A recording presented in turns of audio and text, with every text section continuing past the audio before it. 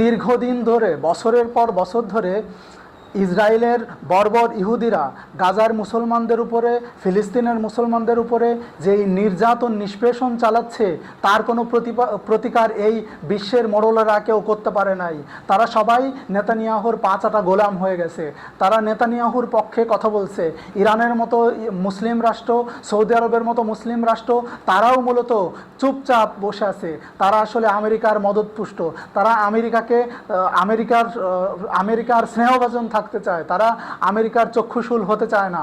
সবসময় America, Israel, অন্যান্য প্রতিষ্ঠান, ইহুদি রাষ্ট্রগুলোর থেকে তারা সুযোগ সুবিধা নিতে চায়। তারা আসলে মুনাফিকি করতেছে, তারা আসলে বেইমানি করতেছে মুসলিম বিশ্বের বিভিন্ন দেশ। তারা গোপনে ইসরায়েল সহ আমেরিকার মতো দেশকে অস্ত্র সাপ্লাই দিচ্ছে। কিন্তু ফিলিস্তিনের মুসলমানেরা দিনের পর দিন অত্যাচারিত হচ্ছে, মৃত্যুবরণ করতেছে, জান্নাতবাসী হচ্ছে। তাদের এই অত্যাচারের বিরুদ্ধে আমরা রুখে দাঁড়াচ্ছি না। এর বিরুদ্ধে আমরা জানি, আমরা শক্তিশালী ইসরায়েলের বিরুদ্ধে তেমন কোনো প্রতিরোধ গড়ে তুলতে পারবো না। আমরা অস্ত্র গোলাবারুদ বা এইসব দিয়ে কিছু করতে পারবো না। কিন্তু আমাদের হাতে একটা অস্ত্র আছে। সেটা কি? আমরা যদি বয়কট করতে পারি, ইসরায়েলের সমস্ত পণ্য যদি বয়কট করতে পারি, আমেরিকার পণ্য যদি বয়কট করতে পারি, ইহুদিদের পণ্য যদি বয়কট করতে পারি, তাহলেই কেবলমাত্র আমরা প্যালেস্টাইনের মানুষের কাছে বা প্যালেস্টাইনকে সমর্থন জানাতে পারবো। হয়তো মনে করতে পারেন যে পণ্য বর্জন করলে কি হবে? এর একটা বড় ইম্প্যাক্ট অবশ্যই আছে। সেটা কিভাবে?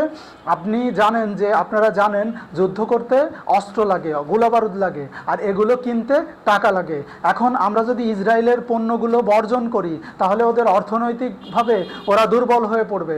সারা পৃথিবীর মুসলমানেরা যদি 200 কোটি মুসলমান সবাই যদি একযোগে ওদের পণ্য বর্জন করি, তাহলে ওদের শেয়ার বাজারে ধস নামবে, ওদের অর্থনৈতিক প্রবৃদ্ধি কমে যাবে, ওদের যে অস্ত্র সাপ্লাই, অস্ত্র কিনতো, সেটা ওরা কিনতে পারবে না, অটোমেটিক্যালি ওরা নেমে যাবে। আপনি যদি কোকাকোলার কথা চিন্তা করেন, আপনি যদি অন্যান্য বিভিন্ন পণ্যের কথা চিন্তা করেন, যে সময় স্টারবাকস থেকে শুরু করে, কেএফসি থেকে শুরু করে অন্যান্য যেগুলো আছে, যখনই বয়কটের ডাক এসেছে, তখনই তাদের শেয়ারে ধস নামছে, কোটি কোটি ডলার তাদের লোকসান হয়েছে। এইভাবেই আসলে প্রতিবাদ করতে হবে। আপনাদের মনে আছে কিনা জানি না, বিশ্ববিখ্যাত ফুটবলার ক্রিস্টিয়ানো রোনালদো একবার সংবাদ সম্মেলনে কোকের বোতল সরিয়ে রেখেছিল। সেই সময় হাজার হাজার কোটি ডলার, সারা পৃথিবীতে হাজার হাজার কোটি ডলার তাদের শেয়ার মার্কেটে ধস নেমেছিল। সুতরাং প্রতিবাদের ভাষা হোক এইভাবে। আমরা এমনভাবে প্রতিবাদ করব, আমরা এমনভাবে ওদেরকে রুখে দিব যাতে ওদের অর্থনৈতিকভাবে ওরা ধসে যায়, ফলে ওরা এই ধরনের মরণাস্ত্র কিনতে না পারে এবং মুসলমানদের বিরুদ্ধে সেগুলো কাজ করতে না পারে। এই ক্ষেত্রে আমরা সাধারণ যারা জনগণ, কোন পণ্যগুলো ইসরায়েলের, এটা সবার পক্ষে মনে রাখা সম্ভব নয়। আপনি যারা পড়াশোনা করি, শিক্ষিত, তারা হয়তো এগুলো মনে রাখতে পারি। তারপরেও এত অধিক সংখ্যক পণ্য যেগুলো আসলে মনে রাখা সম্ভব না। এক্ষেত্রে যারা ব্যবসায়ী আছে, যারা দোকানদার আছে, তাদেরকে এগোয়ে আসতে হবে। তারা যদি চেষ্টা করে, তাহলে এটা আরও সহজ হবে। একজন অশিক্ষিত, অল্প শিক্ষিত, কম জানা মানুষ যখন কোনো একটা দোকানে যাবে কোনো একটা পণ্য কিনতে, সে তো জানে না যে সে জাস্টিফাই করতে পারবে না যে এই পণ্যটা ইসরায়েলের কিনা, এই পণ্যটা আমেরিকান কিনা। কিন্তু যে দোকানদার, সে যদি তার লিস্ট অনুযায়ী, আমরা যখন একটা লিস্ট প্রোভাইড করব, সেই লিস্ট অনুযায়ী সে যদি পণ্য কেনার সময়, আমদানি করার সময় ওই পণ্যগুলো বাদ দেয়, তার অল্টারনেটিভ কোনো পণ্য গ্রহণ করে, তাহলে সাধারণ জনগণের আর আলাদাভাবে বাছাই করতে হবে না। অটোমেটিক্যালি আমি যখন কোনো একটা স্টোরে যাব একটা সাবান কিনতে, ওই স্টোরে কোনো ইসরায়েল এবং আমেরিকান কোনো সাবানই থাকবে না, কোনো তেল থাকবে না, কোনো পারফিউম থাকবে না, কোনো চা কফি কিছু থাকবে না, নিত্য প্রয়োজনীয় কোনো জিনিসই থাকবে না, এসেনশিয়াল কোনো জিনিসই থাকবে না। তখন কি হবে? আলটিমেটলি ওদের বাজার ধস হয়ে যাবে। আমাদের যেহেতু হাতে অন্য অপশন আছে, আমরা কেন তাহলে ওদের পণ্য খাবো? আমরা কিন্তু পরোক্ষভাবে, আমরা যখন ওদের কোনো একটা পণ্য কিনি, তখন পরোক্ষভাবে ইসরায়েলকে সহযোগিতা করা হয়। ইসরায়েলের পণ্য কেনা মানে তাদেরকে আমাদের টাকা দেওয়া, আমাদের এই টাকা দিয়েই আমাদেরই অন্য মুসলিম ভাইদের বিরুদ্ধে, ফিলিস্তিনের মুসলমান ভাইদের বিরুদ্ধে, গাজার মুসলমান ভাইদের বিরুদ্ধে তারা অস্ত্র ধরে, তারা তাদেরকে নৃশংসভাবে হত্যা করে।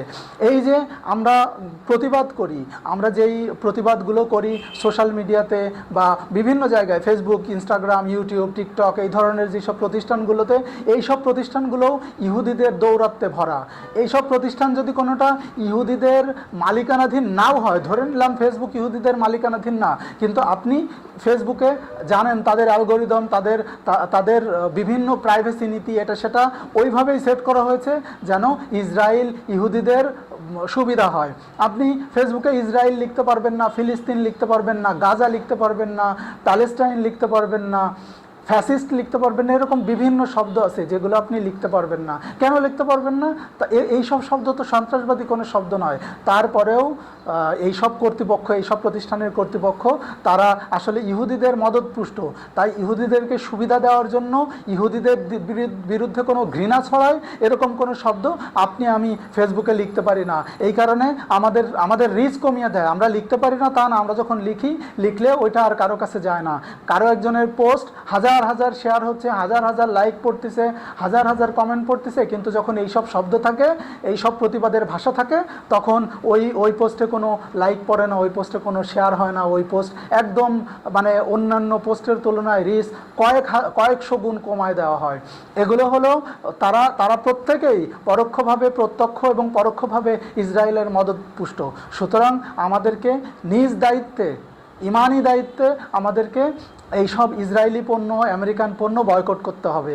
এছাড়াও মুসলিম হিসাবে আমাদেরকে প্রার্থনা করতে হবে, দোয়া করতে হবে যেন এই বর্বর ইহুদিদের হাত থেকে গাজার মুসলমান ভাইরা রক্ষা পায়।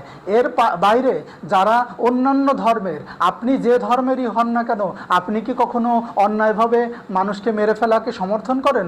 অবশ্যই সমর্থন করেন না। আপনি রক্তমাংসের মানুষ হলে আপনার মধ্যে যদি এতটুকু পরিমাণ দয়া মায়া থাকে, এতটুকু পরিমাণ মায়া দয়া থাকে, তাহলে গাজায় যে নৃশংসভাবে মানুষ মেরে ফেলা হচ্ছে, হত্যা করা হচ্ছে, এর বিরুদ্ধে আপনি অবশ্যই প্রতিবাদ করবেন।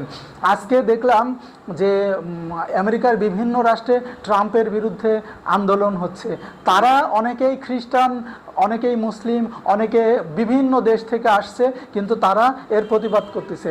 আপনি পৃথিবীর যে প্রান্তেই থাকুন না কেন, এই সব মানবতা বিরোধী অপরাধের জন্য আপনি অবশ্যই প্রতিবাদ করবেন, অবশ্যই প্রতিবাদ করবেন।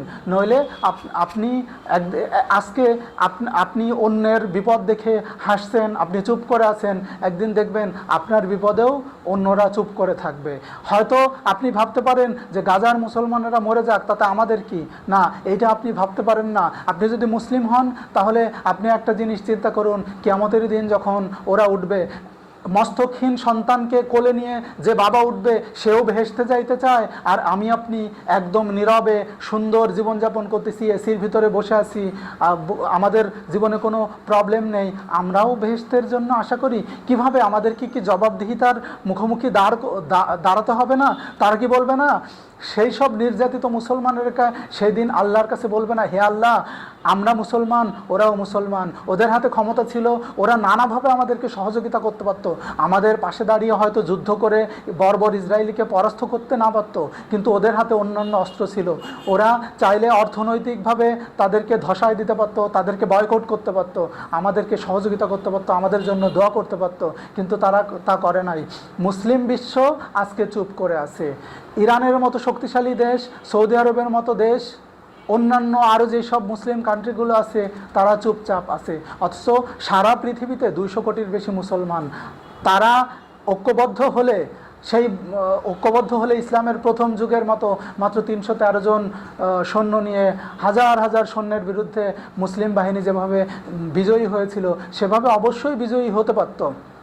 সেক্ষেত্রে প্রত্যেকটা, আপনি যে ধর্মের মানুষই হন, যে দেশের মানুষই হন, যে বর্ণের মানুষই হন, যদি আপনার ভিতরে মানবতা থাকে তাহলে অবশ্যই আপনাকে প্রত্যেকটা অন্যায়ের বিরুদ্ধে রুখে দাঁড়াতে হবে, যে কোনোভাবে প্রতিবাদ করতে হবে। আপনাকে প্রতিবাদ করতে হবে যেন এই সব অন্যায়ের অবসান ঘটে। আমরা চাই স্বাধীন ফিলিস্তিন প্রতিষ্ঠিত হোক, বর্বর ইসরায়েলিদের এই নৃশংসতা, এই মানবতা বিরোধী অপরাধ দমন করা হোক এবং তাদেরকে বিচারের আওতায় আনা হোক। আমরা প্রার্থনা করি তারা এই ইহুদি জাতি পৃথিবী থেকে নিশ্চিহ্ন হয়ে যাক। আসুন আমরা যে যেখানে যেভাবে আছি আমরা আমাদের অবস্থান থেকে তাদের বিরুদ্ধে প্রতিবাদ জানাই।